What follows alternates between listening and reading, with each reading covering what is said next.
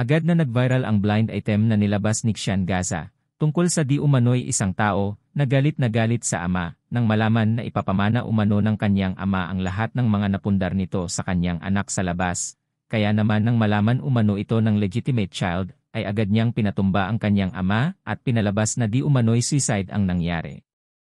Blind item, si Nech Aite na isang person ang galit nang malaman niya na ipapamana pala sa anak sa labas lahat ng mga ari-arian, kaya pinapatay niya ang kanyang sariling ama. Foul play, pinalabas na suicide. Marami naman ang nagsabing ang yumaong aktor na si Ronaldo Valdez ang tinutukoy ni Gaza sa kanyang blind item. Ayon sa ilang mga nagbahagi, ay sana umano hindi totoo ang blind item ni Gaza.